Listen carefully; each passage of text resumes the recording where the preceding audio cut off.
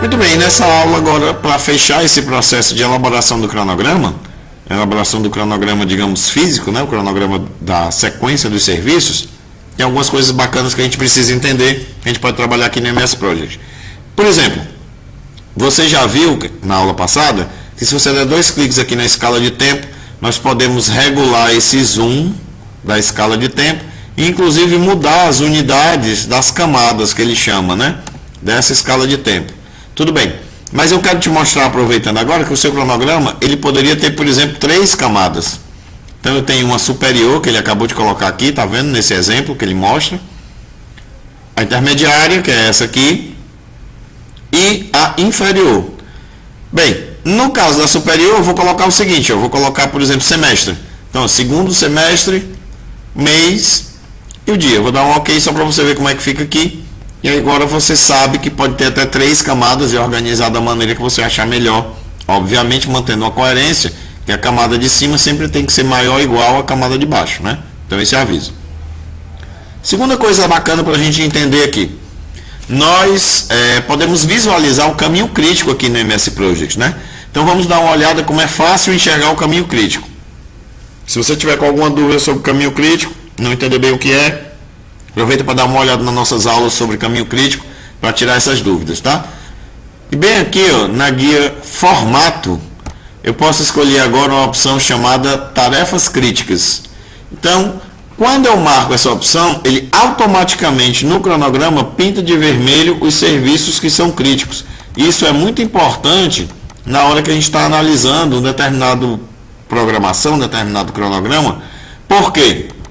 Primeiro, eu posso fazer ajustes aqui no meu cronograma para melhorar. O meu primeiro cronograma já pode ser um cronograma um pouco mais otimizado. Por exemplo, vamos ver um caso aqui, ó. Eu tenho aqui uma situação, digamos, que ficou muito apertado para mim, tá trabalhando aqui com as instalações hidráulicas junto com essas instalações elétricas, porque de repente o ambiente é pequeno, ou pode ser por uma questão de disponibilidade de material, e por vários outros motivos, né? No caso desse exemplo, a gente chega à conclusão que eu poderia, por exemplo, empurrar um pouco mais esse cronograma de tal forma que, por exemplo, aqui cabos, né? Cabos ficasse mais livre, e aí eu já dou uma aliviada nesse uso dessa necessidade de material. Então, por exemplo, maneiras que eu poderia fazer isso eu venho aqui, cabos está ligado com eletrodutos e caixa 16, e eu quero empurrar aqui algumas semanas. Visualmente eu vejo, ó, 1, 2, 3, mais ou menos umas 3 semanas, né? Você poderia até contar especificamente os dias, ou ter uma data definida e colocar em função disso. Mas eu aqui vou fazer uma estimativa de 3 semanas. 3 semanas, ó, eu vou aqui dar um clique, vou dizer que é 16, término início, tá certo? Mais 3 semanas são 15 dias úteis, né? São 5 dias úteis por semana, enter.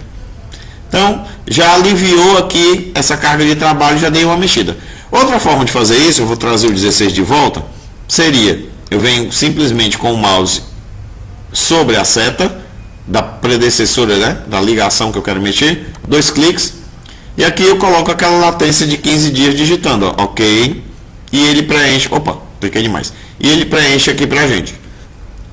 Bem, outra coisa bacana que a gente precisa entender na hora de montar o nosso cronograma é que ele me permite, analisando aqui as tarefas críticas, por exemplo, eu posso ter uma obra muito grande, então é importante e interessante eu saber filtrar, né? Então vamos aqui na guia exibir, para você ver isso, ó, e eu tenho aqui na guia exibir um comando chamado filtro. Eu vou clicar aqui e vou pedir para ele filtrar críticas.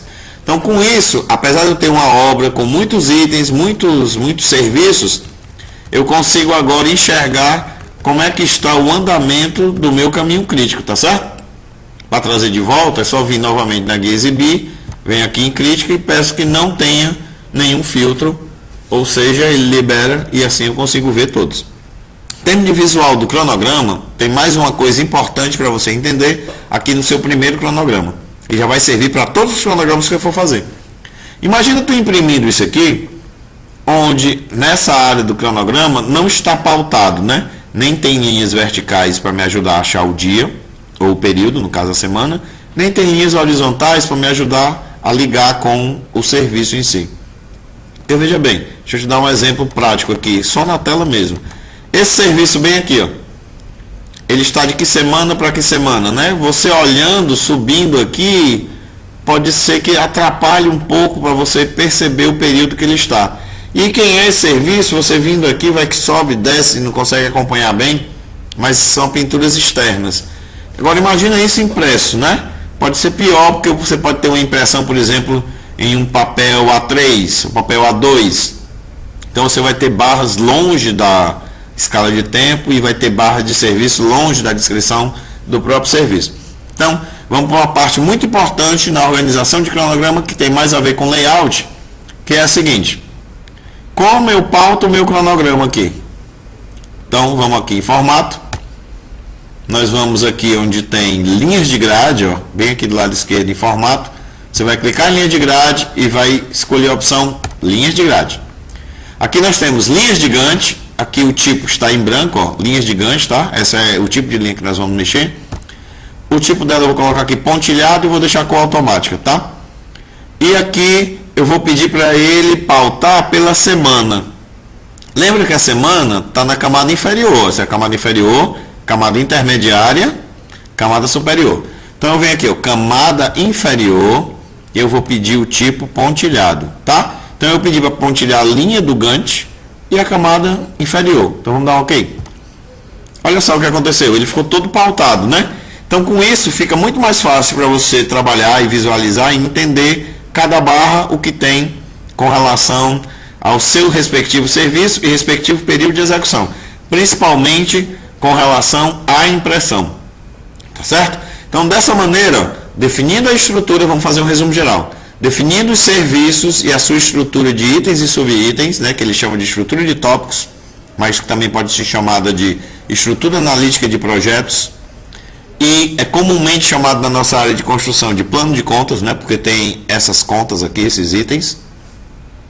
Em seguida você define as durações, em função do que a gente já conversou, quantidade de serviços, produtividade média da equipe, quantidade de equipes, e por fim você define os predecessores em função da ideia do plano de ataque, do plano de execução dessa obra. Fechado esses três conjuntos, a estrutura do serviço, o plano de contas, a duração e os predecessores, você está com o seu primeiro cronograma, ou você estará com qualquer cronograma de qualquer obra pronto.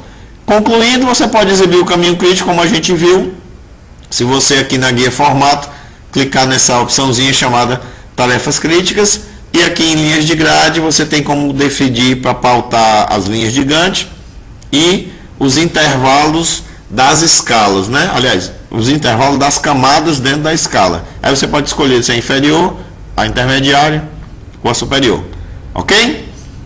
Muito bom. Com isso dá para você pegar qualquer trabalho seu de faculdade, de uma obra que você esteja acompanhando como estagiário, ou se você é já o engenheiro da obra, você pode pegar por exemplo, a lista dos itens do orçamento da obra e trabalhar passando aqui para o MS Project e começar a montar o seu cronograma rapidamente para te ajudar no planejamento dessa obra.